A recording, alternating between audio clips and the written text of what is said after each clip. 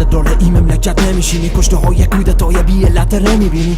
اگه نصف تو از آبادی ریشه میگفت شاخه های بی بخار گل پول نمیچیدی. نمو مقا صمیمه و تو به حسرت اتهام مجرمای ساده مایه شایع باشه. انقلاب فکر و ذهن جامعه بی حرکت مایه بال خوشی جای پای سایه باشه. پول ملت میره و تخونه ارشد لابلای مرده های مایه که سرمایه باشه. بگو پشت به پشت بگو نمیترسی هستن باشه. قلب شاهد رفت پاره باشه بفهمی که قلب زمین سنگه. نسخه سیاستم سیابت نجنه جنگه.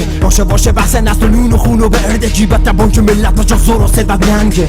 باشه بفهمی که بنج تنگ صادرات استعمال تیرای توفنگم حتی وارداته. وارده به کار خوب در تو قتل و قدرت اولای پیروزی و آخرای مهلته.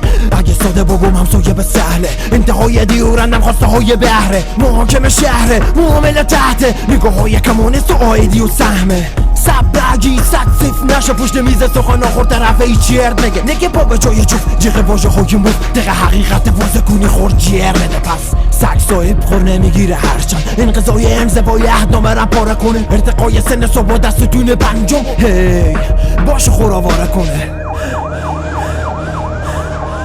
اگر نمیکنه استعفای خود پیش کنه، اگر نمیکنه چرکی را اینا کنه.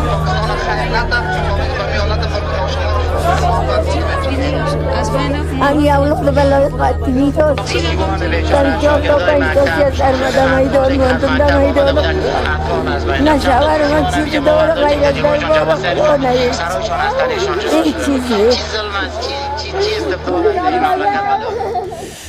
حق اوناله های میشنوی نه تو هم آرام میشکنی بس خونه دل خوردم خون خور شدم دیگه توفه ای سرنوشت و سردرگمی صبح زود میشه جای چای سبز به تو تزریق میشه بازم خبرای بعد از بدتر شده. وقت جنگ بین سگ و گرگ شاجرای مغز تو باز دوباره میشه پر مسئول نمیبینی هیچ گیر. مسئولین بلند پایم نمیشنون هیچ چیر. سر میدن فقط که پای بی ربط سرد میشی از این دنیای بیره.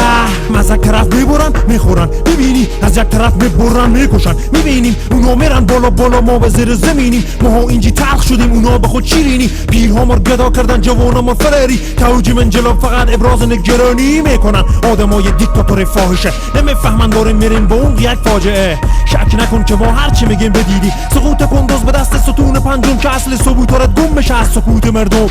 انتحار انفجار استعمار استثمار استفراغ میگیری از این همه استبداد. اینا همه قاتلن بدون هیچ استثنا.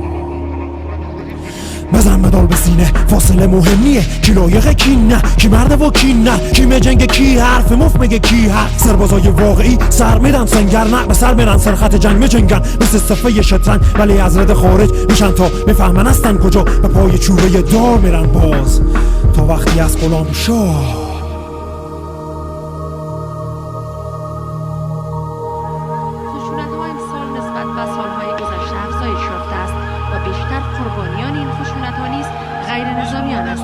بر بنیاد آمارهای سازمان ملل متحد در 6 ماه نخست امسال بیش از 1000 غیر نظامی کشته شدند و در حدود 2000 غیر نظامی دیگر زخم برداشتند.